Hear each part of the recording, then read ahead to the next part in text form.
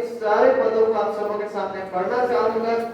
लूका रचित सुसमाचार अध्याय 1 पद 26 से आरंभ करके 35 लिखा हुआ है। 6वें महीने में परमेश्वर की ओर से जिब्राइल स्वर्गदूत गलील के नासरत नगर में एक कुंवारी के पास भेजा गया, जिसकी मंगनी यूसुफ नामक दाऊद के घराने के एक पुरुष से हुई थी। उस कुंवारी का नाम मरियम था। स्वर्गदूत ने उसके पास भीतर आकर कहा, आनंद और जय तेरी हो, जिस पर ईश्वर का अनुग्रह हुआ है, प्रभु तेरा साथ है। वह उस वचन से बहुत घबरा गई और सोचने लगी कि यह किस प्रकार का अभिवादन है। स्वर्गदूत ने उससे कहा, हे मरियम, भयभीत ना हो, क्योंकि परमेश्वर का अनुग्रह तुझ पर हुआ है। देख, तू गर्भवती होगी और तेरे एक पुत्र उत्पन्न होगा। तू उसका नाम यीशु रखना। वह महान होगा और परम प्रधान का पुत्र कहलाएगा, और प्रभु परमेश्वर उसके पिता दाऊद का सिंहासन उसको देगा, और वह याकूब के घराने पर सदा राज्य करेगा, और उसके राज्य का अंत ना होगा। मरियम ने स्वर्गदूत से कहा, यह कैसा होगा? मैं तो पुरुष को जानती ही नहीं। स्वर्गदूत ने उसको उत्तर दिया, पवित्र आत्मा तुझ पर उतरेगा और परम प्रधान की सामर्थ तुझ पर छाया करेगी, इसलिए वह पवित्र जो उत्पन्न होने वाला है परमेश्वर का पुत्र कहलाएगा। यह परमेश्वर का वचन है। और पिछले बार हम लोगों ने जिन विषयों को देखे थे, दोबारा से आज संक्षेप में उसे स्मरण दिलाना चाहूंगा। पिछले बार यदि हमें से जो लोग थे, आपको याद होगा कि हमने देखे थे कि यह जो घटना घट रहा है और जो घटना घटने को है, यह परमेश्वर की योजना के अनुसार घट रहा था। ये बाइबल के प्रिय परमेश्वर की योजना अनुसार घट रहा था, जहां पे हम यह देखे थे कि परमेश्वर का दूत जो है परमेश्वर की ओर से संदेश को लेकर परमेश्वर के चुने हुए व्यक्ति यानी कुंवारी मरियम के पास आते हैं और परमेश्वर के अनुग्रह की शुभ वार्ता को वो लेके आते हैं। यहां तक हमने पिछले बार देखे थे। और उसके बाद यहां से आगे जिसे हम 31 पद से देख पाते हैं, इन विषयों को आज हम देखने जा रहे हैं। और यहां मुख्य रूप से जिन विषय को हम देख पाते हैं वो है कि यह मरियम से परमेश्वर का महान संदेश है। मरियम से परमेश्वर का महान संदेश है, जहां पे जिब्राइल स्वर्गदूत परमेश्वर का उस महान संदेश को लेकर मरियम के पास आते हैं। और जिन विषयों को आज हम देखने जा रहे हैं, जिन पदों में आज हम पहुंचे हैं, वहां पे हम परमेश्वर के पुत्र के जन्म एवं उसके महानता का घोषणा को देख पाते हैं। और उसी के तिथि में उसी को स्मरण करते हुए हम क्रिसमस को मनाते हैं। तो क्या ही आनंद और उचित समय है आज कि हम परमेश्वर के पुत्र के जन्म की ओर और उसके जन्म और उसकी व्यक्ति का महानता की ओर और इस महानता का घोषणा और संदेश की ओर अपना कान को लगाए और इन सत्य को स्वयं परमेश्वर का वचन से देखें। लूका 1 अध्याय 31 पद जो है वो आरंभ इस रीति से होता है। लिखा हुआ है, देख, तू गर्भवती होगी। यह बातें जो है वो परमेश्वर की ओर से जिब्राइल स्वर्गदूत जो है वो कुमारी मरियम से ये बातों को कह रहा है। किन बातों को? ये सारा बातें जो अभी हमें यहाँ देखने को मिलता है, उनमें से 31 पद इस तरह से आरंभ होता है, देख, तू गर्भवती होगी। बहुत आश्चर्यजनक बात तो यहाँ पे जिब्राइल स्वर्गदूत जो है वो मरियम से कह रहा है, क्योंकि मरियम इस समय में वो अभी भी कुंवारी है, उन्होंने शादी नहीं किया है, उसका जस्ट मंगनी हुआ है, वो किसी पुरुष को नहीं जानते। और जिब्राइल स्वर्गदूत उनसे कह रहा है कि देख, तू गर्भवती होगी।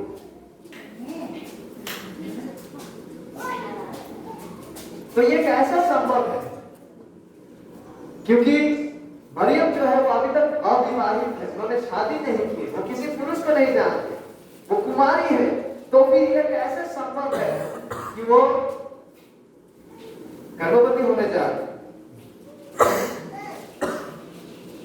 ये सवाल, इस संदेश को सुनने के बाद स्वयं मरियम के पास यह सवाल था, क्योंकि वो भी आश्चर्यचकित हो गए थे। इसलिए वो भी आगे 34 पद में ऐसा पूछते हैं जिब्राइल स्वर्गदूत से, यह कैसे होगा? उसका भी मन में यह सवाल था। वो कहती है, मैं तो पुरुष को जानती ही नहीं, वो कुमारी है, उसका शादी विवाह नहीं हुआ है, तो हाउ इज इट पॉसिबल?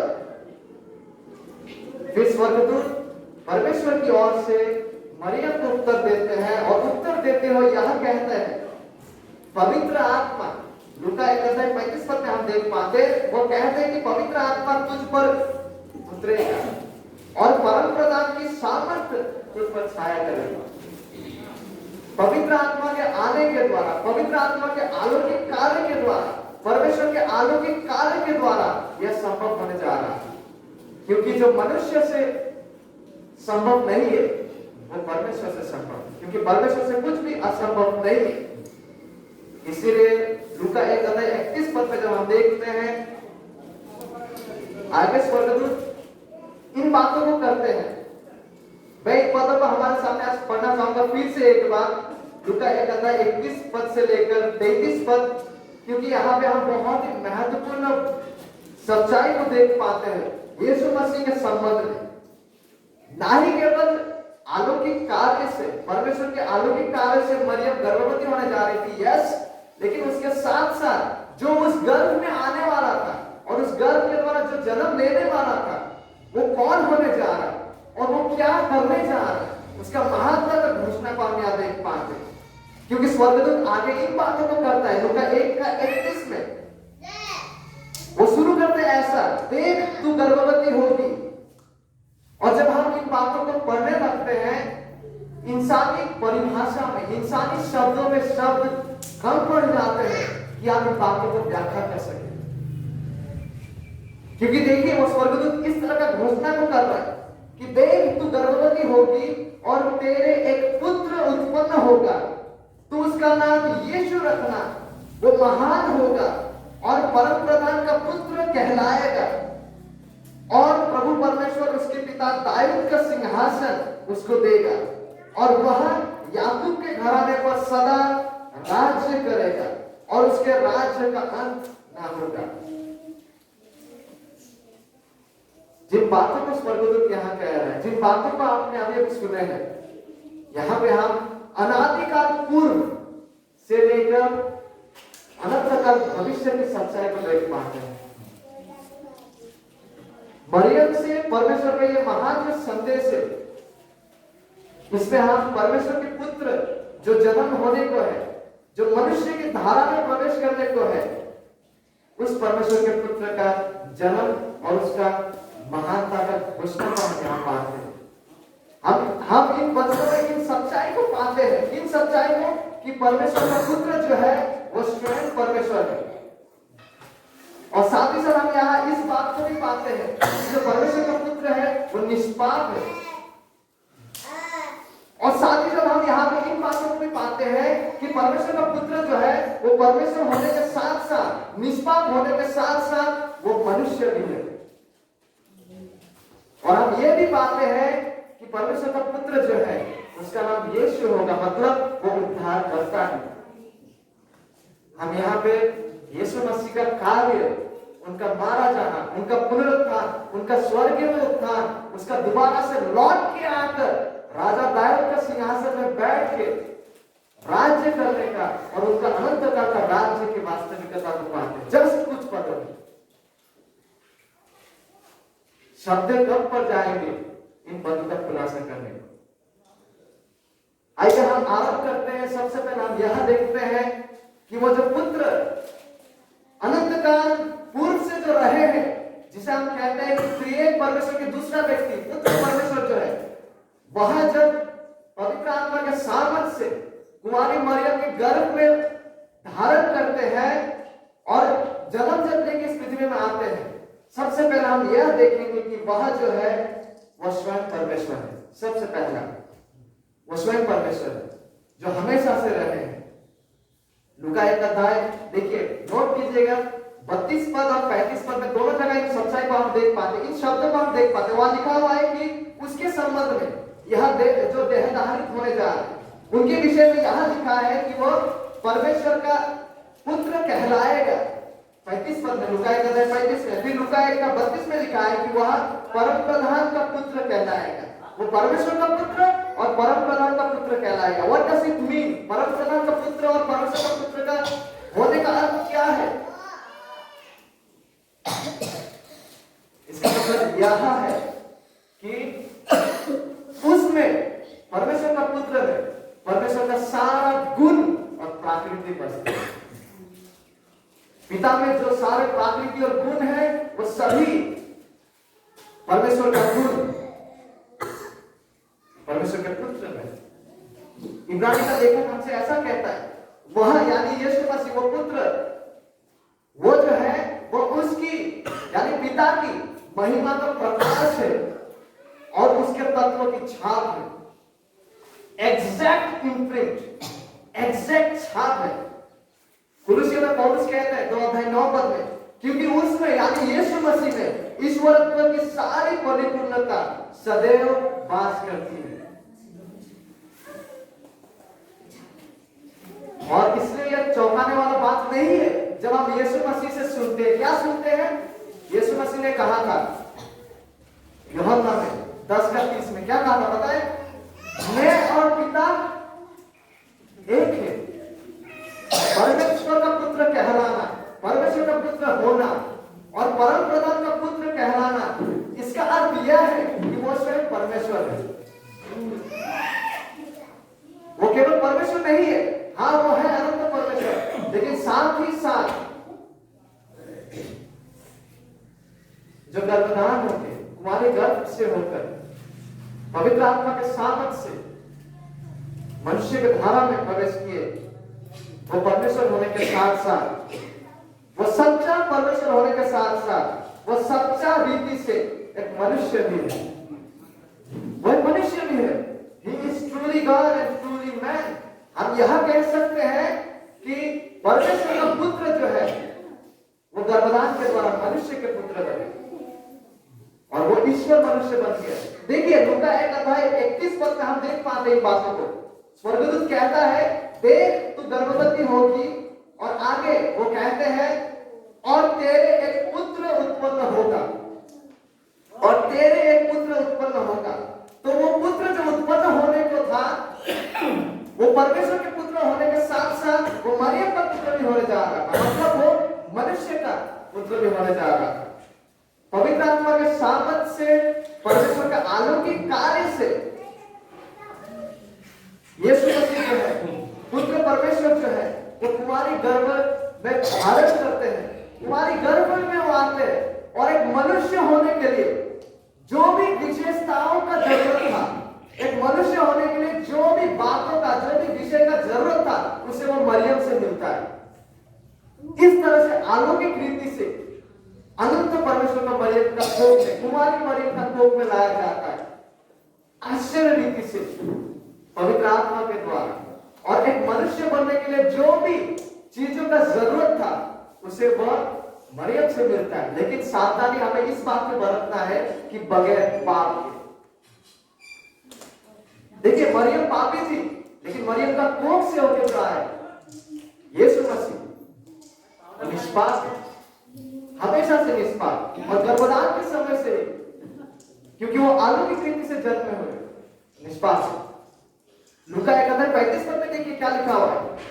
35 पद में जो हम अपना नजर को डालते हैं लिखा हुआ है, तो स्वर्गदूत ने उसको उत्तर दिया, यानी मरियम को, पवित्र आत्मा तुझ पर उतरेगा और परम प्रधान की सामर्थ्य तुझ पर छाया करेगी, इसीलिए यह वह पवित्र जो उत्पन्न होने वाला है। तो जो उत्पन्न होने वाला है वो कौन है? पवित्र है, वो निष्पाप है, निष्कलंक है। तो परमेश्वर जो है वो मनुष्य बनते हैं, लेकिन कैसे? मनुष्य कैसे? ईश्वर मनुष्य, निष्पाप ईश्वर मनुष्य। पतरस हमसे ऐसा कहता है, जब हम पतरस का पहला पत्र की पत्री को पढ़ने लगते हैं, ना तो उसने पाप किया, यीशु मसीह के बारे में बता रहा है, और ना उसके मुंह से छल की कोई बात निकली। He has always been sinless. He has always been perfect. वो हमेशा से निष्पाप रहे। कोई भी नहीं है जो उसके जैसे जन्मे हैं, क्योंकि हम लोग जो स्वाभाविक रीति से जन्मे हैं, हम आदम का बीज से होकर जन्मे हैं। Defiled by sin, पाप के द्वारा प्रदूषित और संक्रामित हमें पतन के बाद से। But this child, the son of God, यहाँ जो परमेश्वर का पुत्र है, जो स्वयं परमेश्वर है, जो गर्भधान के द्वारा, अलौकिक गर्भधान के द्वारा जो मनुष्य बनते हैं, ये sinless, वो निष्पाप है। उस पर कोई छल की बात नहीं। वो सच्चा रीति से परमेश्वर है और सच्चा रीति से वो गर्भधान के समय से ईश्वर मनुष्य बने, निष्पाप, पवित्र, सिद्ध। कभी भी उसके जहन में कभी भी कोई भी पाप की सोच प्रवेश नहीं हुई, कभी भी पाप युक्त विचारधारा उनमें से उसमें से उत्पन्न नहीं हुआ, कोई भी पाप युक्त अभिलाषा उसके नहीं हुई। हमेशा से सिद्ध और निष्पाप। कोई भी नहीं है जो कभी इस रीति से जन्मे हैं जैसे वह, जिसकी ओर दृष्टि लगाते हुए आप एकत्रित हुए हैं आज, वो परमेश्वर है जो ईश्वर मनुष्य बने, निष्पाप, निष्कलंक है, और वो साथ ही साथ उद्धार करता भी है। हमें कैसा पता चलता है? लूका 1 अध्याय देखिए, 31 पद में आइए मेरे साथ, देखिए लूका 1 अध्याय 31 पद। देख, वो स्वर्गदूत मरियम से कह है, तू गर्भवती होगी और तेरे एक पुत्र उत्पन्न होगा। उसके आगे देखिए क्या कह रहे हैं, तू उसका नाम यीशु रखना, तू उसका नाम यीशु रखना। परमेश्वर का पुत्र जो ईश्वर मनुष्य बने, निष्पाप है, जो उसका नाम क्या है? यीशु है। यीशु नाम में, यीशु नाम का पहचान में हम उसके उद्धार करने का कार्य को देख पाते हैं। ठीक है? यीशु नाम की सच्चाई में, यीशु नाम के पहचान में हम उसके उद्धार के कार्य का सच्चाई को देख पाते हैं, उद्धार के कार्य का वास्तविकता को देख पाते हैं। क्योंकि यीशु नाम का अर्थ है कि यहोवा उद्धार करता है। यीशु नाम का अर्थ है कि यहोवा उद्धार करता है। वह पाप से, पाप का दासत्व से, पाप का दंड से, पाप का परिणाम से, पाप का प्रदूषण से और आखिरकार पाप को उपस्थिति से उद्धार करने आया है और हमें परमेश्वर के राज्य में ले जाने के लिए। देखिए, बाइबल का जो परमेश्वर है वो उद्धार करने वाला परमेश्वर है। मत्ती में जब हम पढ़ते हैं उसके जन्म के संबंध में, यीशु मसीह के जन्म के संबंध में ऐसा कहा गया था, वो पुत्र जनेगी और तो उसका नाम यीशु रखना, क्योंकि यीशु जो है उसके अपने लोगों को उनके पाप से उद्धार करेगा। और लूका में जब हम आगे पढ़ने लगते हैं, वहां हम पाते हैं लिखा हुआ है कि आज दाऊद के नगर में तुम्हारे लिए एक उद्धार करता जन्मा है। यीशु नाम में हम उसका उद्धार करने का सच्चाई को देख पाते हैं। इसलिए बाइबल में जब हम अधिक से अधिक पढ़ने लगते हैं, सुसमाचार में हम देख पाते हैं कि यीशु खोए हुओं को ढूंढने और उनका उद्धार करने के लिए आया। जो पुत्र जन्म देने को था कुंवारी मरियम के गर्भ के द्वारा अलौकिक रीति से, उसका नाम यीशु है जो उद्धार करता है। कैसे वो उद्धार करता है? कैसे वो उद्धार करने जा रहा था? बुनियादी रूप से किस रीति से वो उद्धार का कार्य को करने जा रहा था? बुनियादी रूप से वो एकमात्र मार्ग जिसके द्वारा यीशु मसीह जो है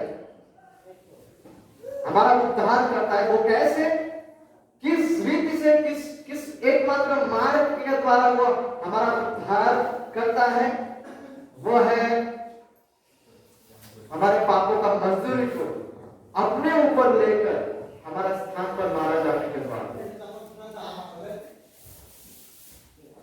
वो एकमात्र मार्ग जिसके द्वारा यीशु मसीह हमारा उद्धार करता है, वो है स्वयं हमारे स्थान पर हमारे पापों का मजदूरी को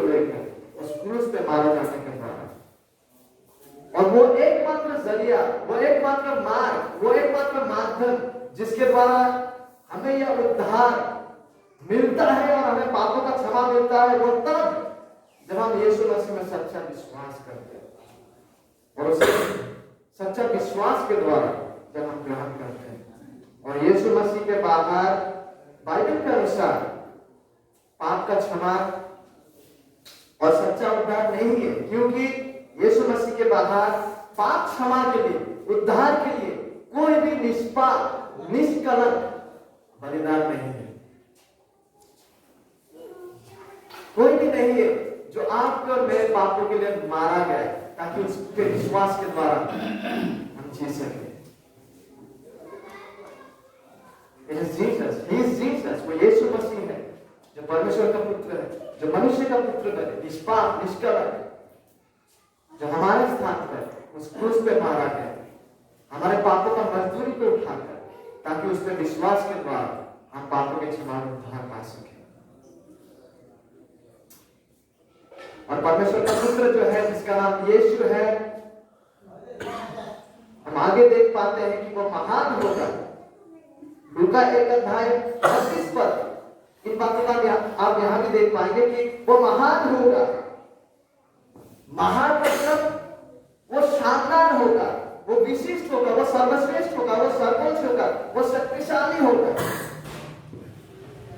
यीशु मसीह का महानता जो है उसके जीवन काल में प्रदर्शित होने जा रहा था। जिस रीति से वो ईश्वर मनुष्य बन के जीने वाले थे पृथ्वी में, उसका महानता का प्रतिच्छवि, उसका महानता का जो प्रदर्शन है, झलक है, उसको लोग देखने जा रहे थे। और उसका जो महानता है वो उसका अपना महानता है, जो उसका है।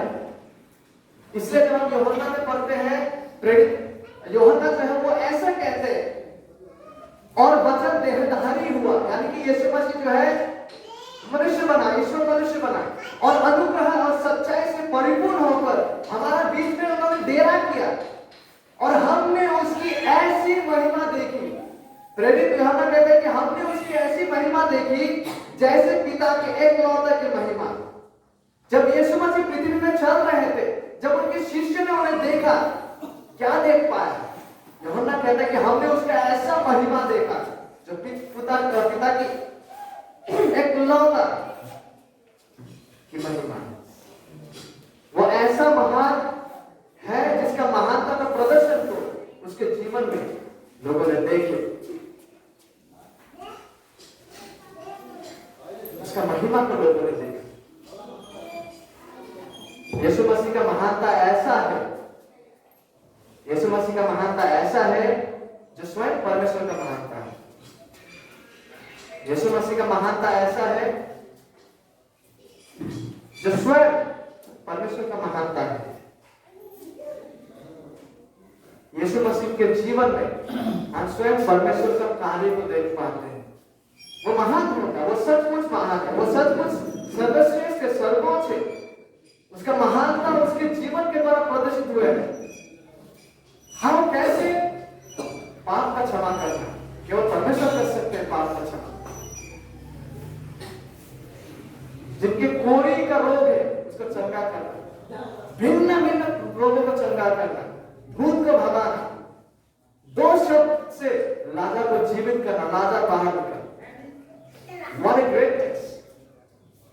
आंधी और तूफान को 2 शब्द से रोकना परमेश्वर का महानता जो है, जो स्वयं उसका महानता है, उसके जीवन के द्वारा एक प्रदर्शित हो रहा है। और आखिरकार खुद को मृत्युओं से जिलाना, What a greatness! क्या ही महानता है। वास्तव में हम कह सकते हैं कि यहां जो शिशु है, इज द ग्रेटेस्ट, सबसे महान शिशु जो कभी चल रहे हैं। और लूका में जब हम पढ़ते हैं 1:32 में आगे, उनके बारे में यह भी कहा गया कि और परम प्रधान का पुत्र वो कहलाएगा। परम प्रधान का पुत्र, परम प्रधान का मतलब है मोस्ट हाई, सबसे सर्वोच्च, यानी कि उससे ऊंचा और कुछ नहीं, उसका पुत्र वो कहलाएगा। तो परम प्रधान का पुत्र कहलाना मतलब परम प्रधान का गुण उसमें है। परम प्रधान का सारा सारे गुण और प्रकृति उसके अपने हैं। इसीलिए जब फिलिप्पियुस ने उससे एक बार पूछा था, एक बार इन बातों को कहा था, ठीक है, क्या कहा था कि हे प्रभु यीशु मसीह को फिलिप्पियुस यानी यीशु मसीह का एक शिष्य, यीशु मसीह से जब इन बातों को कह रहा था कि पिता को हमें दिखा दे, यही हमारे लिए बहुत है। फिलिप्पियुस जो है वो यीशु मसीह को कह रहा था कि पिता को हमें दिखा दे, पिता परमेश्वर को, यही हमारे लिए बहुत है। तो यीशु मसीह ने जवाब में क्या कहा पता है? अमेजिंग। यीशु मसीह फिलिप्पियुस से कहता है, हे फिलिप्पियुस, मैं इतने दिन से तुम्हारे साथ हूं और क्या तुम मुझे नहीं जानता? इतना दिन से मैं तुम्हारे साथ हूं, क्या तुम मुझे नहीं जानता? यीशु मसीह कहता है आगे, जिसने मुझे देखा है उसने पिता को देखा है, क्योंकि पिता और पुत्र एक है। वो परम प्रधान का पुत्र है, यानी वो स्वयं परम प्रधान के स्वरूप में, उसके हर प्रकृति और गुणों में। तो वो पुत्र जो अलौकिक कार्य के द्वारा, पवित्र आत्मा के अलौकिक कार्य के द्वारा कुंवारी गर्भधारण से होके जन्म दिए है, वो कौन है? वो स्वयं परमेश्वर है, वो निष्पाप मनुष्य है, ईश्वर मनुष्य वो बने, वो यीशु मसीह है। वो उद्धार करता है जो हमारे पापों के लिए क्रूस पर मारा गया, और साथ ही साथ वो महान है। उसका महानता का प्रदर्शन को हम उसके जीवन में देख पाते हैं, और वो स्वयं परम प्रधान है। और साथ ही साथ हम देख पाते हैं काफी महत्वपूर्ण सच्चा यहाँ आने को है, क्या ही शिशु है जिसको स्मरण करते हुए हम आज एकत्रित हुए हैं। बड़े अमेजिंग है, निष्पाप अनंत परमेश्वर है जो मनुष्य बने, हमारे स्थान पर मारा गए, ताकि उस पर विश्वास के द्वारा उद्धार पा सके। तो क्या यही अर्थ है? क्या उसके जीवन कहानी का यही अर्थ है कि ईश्वर मनुष्य बने और हमारे स्थान पर मारा गए, ताकि हम उस पर विश्वास के द्वारा उद्धार पा सके, पाप का बंधन से बच सके, शैतान का दासत्व से बच सके? क्या यही कहानी का अंत है? क्या यही कहानी का अंत है? कहानी का अंत यह नहीं है, कहानी का यह अंत नहीं है। वो केवल हमारे लिए मारा गया ऐसा नहीं है। यस, वो मारा गए, लेकिन 3 दिन के बाद वो मृतकों में से जी उठा। वो आज स्वर्ग में विराजमान है, और एक दिन वो आने वाला है, एक दिन वो आने वाला है इस पृथ्वी में उसका राज्य को विस्तार करने, जहां पे वो कायम के सिंहासन से राज्य करने जा रहे हैं संपूर्ण पृथ्वी पर।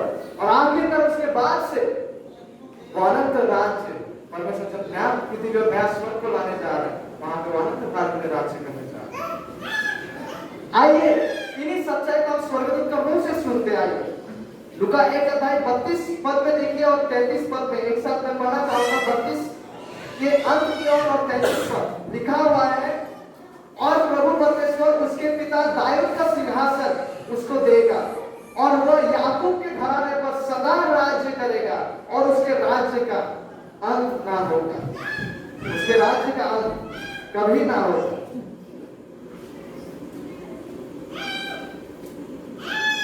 उसका कार्य का, यीशु मसीह का कार्य का, उसका पृथ्वी में मनुष्य बनकर आने का अंत केवल उसके मारा जाने तक सीमित नहीं है।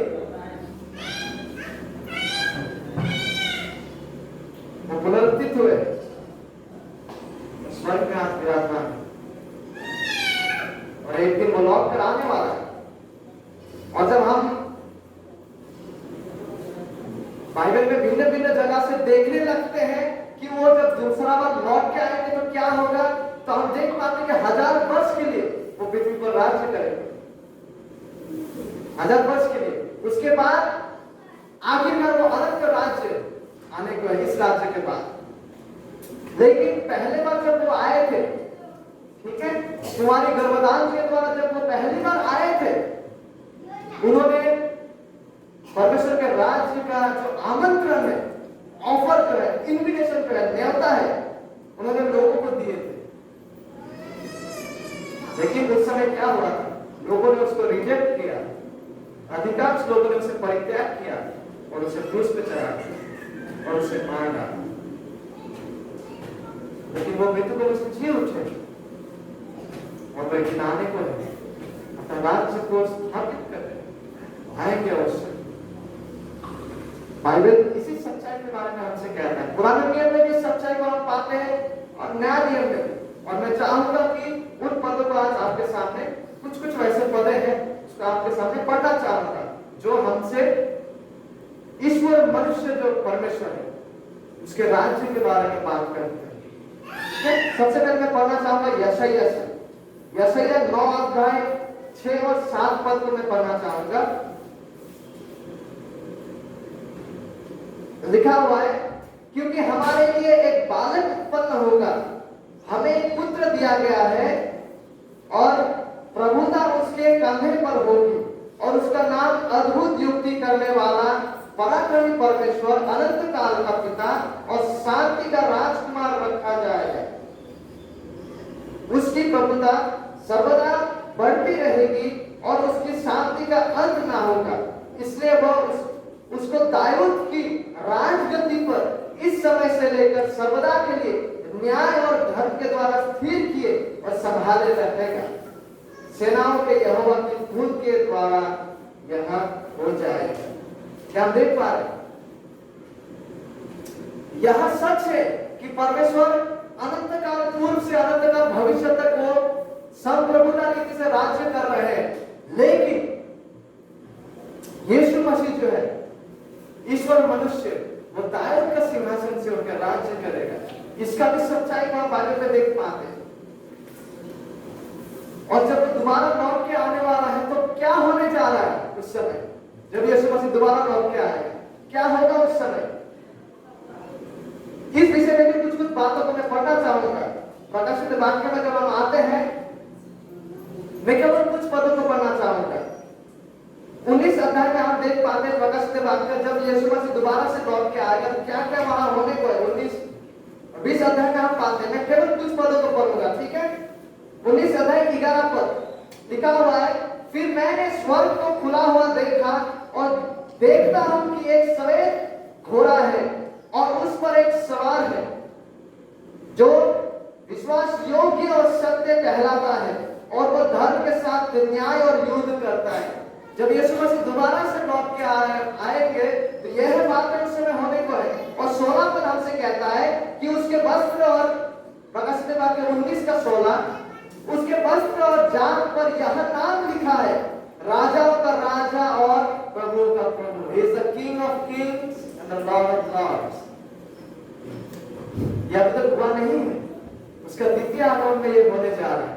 उस समय युद्ध होगा सारों विद्रोही लोगों के साथ, और आखिरकार उस असुर को और झूठे भविष्यद्वक्ता को आग की झील में फेंका जाएगा और 1000 वर्ष के लिए शैतान को बंदी बना के रखा जाएगा। और वो 1000 वर्ष जो है सारा विश्वासी लोग जो है वो यीशु मसीह के साथ राज्य करेंगे। और यीशु मसीह 1000 वर्ष के लिए दाऊद का सिंहासन से, यरूशलेम से होकर संपूर्ण पृथ्वी पर शांति और धार्मिकता में राज्य करने जा रहे हैं। ये दिन आ रहा है, and I hope and I believe ये जल्दी आ रहा है। यीशु मसीह लौट के आने वाले हैं और उसके बाद आखिरकार महान सफेद सिंहासन में न्याय होने जा रहा है और उससे पहले शैतान को भी आग का झील में फेंका जाएगा। और आखिरकार इन सब कार्य के बाद हम देख पाते हैं कि परमेश्वर जो है नई स्वर्ग और नई पृथ्वी को लेकर आएंगे। और इस 1000 वर्ष के बाद यहीं से आरंभ होकर यीशु मसीह का जो राज्य है, देहधारित ईश्वर मनुष्य का जो राज्य है, अनंत काल तक जाने वाला है। इन्हीं बातों को स्वर्गदूत मरियम से कह रहा है। इन्हीं बातों को स्वर्गदूत जो है मरियम से कह रहा है। इन्हीं बातों का आपके सामने अक्सर आ गया 33 पद लूका 1 अध्याय में, और वह याकूब के घराने पर सदा राज्य करेगा और उसके राज्य का अंत ना होगा। उसके राज्य का अंत ना होगा। 1000 वर्ष के लिए वो राज्य करेंगे और उसमें सच्चा विश्वासी लोग उसके साथ राज्य करेंगे।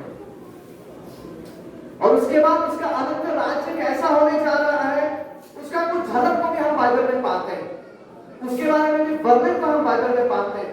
मैं कुछ पदों को आपके सामने पढ़ना चाहूंगा कि वो 1000 वर्ष के राज्य के बाद क्या होने जा रहा है, जब जिसको कहते हैं कि इटर्नल स्टेट, जब अनंत स्थिति, अनंत राज्य आरंभ होने को है तो कैसा होगा, क्या होने जा रहा है तब। मैं उन पदों को भी आपके सामने केवल पदों को पढ़ना चाहूंगा। प्रकाशित वाक्य में हम आते हैं 21 अध्याय से मैं पढ़ना चाहूंगा, 1 से लेकर 6 पद लिखा हुआ है। फिर मैंने नए आकाश और नए पृथ्वी को देखा, क्योंकि पहला आकाश और पहली पृथ्वी जाती रही थी और समुद्र भी ना रहा। फिर मैंने पवित्र नगर नए यरूशलेम को स्वर्ग से परमेश्वर के पास से उतरते देखा। वह उस दुल्हन के समान थी जो अपने पति के लिए श्रृंगार किए हो। फिर मैंने सिंहासन में से किसी को ऊंचे शब्द से यह कहते हुए सुना, देख परमेश्वर का डेरा मनुष्य के बीच में है, वो उनके साथ डेरा करेगा और वे उसके लोग होंगे और परमेश्वर आप उसके साथ रहेंगे और उसका परमेश्वर होंगे। वो उनकी आंखों से सब आंसू पोंछ डालेंगे और इसके बाद मृत्यु न रहेगी और ना शोक और ना विलाप ना पीड़ा रहेगी, पहली बातें जाती रही। जो सिंहासन पर बैठा था उसने कहा, देख मैं सब कुछ नया कर देता हूं। फिर उसने कहा, लिख ले, क्योंकि ये वचन विश्वास के योग्य और सत्य है। अनंत स्थिति, अनंत राज्य जब आने जा रहा है, इस तरह से परमेश्वर अनंत राज्य को लाने जा रहा है। और कुछ पदों को पढ़ना चाहूंगा। प्रकाशित वाक्य 22 अध्याय 3 से लेकर 6 पद लिखा हुआ है। फिर श्राप ना होगा उस समय, और परमेश्वर और मेमना यीशु मसीह का सिंहासन उस नगर में होगा और उसके दास उसकी सेवा करेंगे। वो उसके मुंह देखेंगे और उसका नाम उनके माथे पर लिखा हुआ होगा। फिर रात ना होगी और उन्हें दीपक और सूर्य की उजियाले की आवश्यकता ना होगी, क्योंकि प्रभु परमेश्वर उन्हें उजियाला देगा और वे युग युग राज्य करेंगे।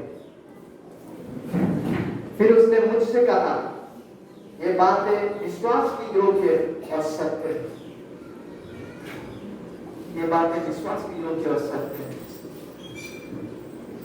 What child, क्या वो शिशु है जो जन्मे थे, जो स्वयं परमेश्वर है, जो अलौकिक गर्भदान के द्वारा ईश्वर मनुष्य बने, मनुष्य के बीच में जो आए,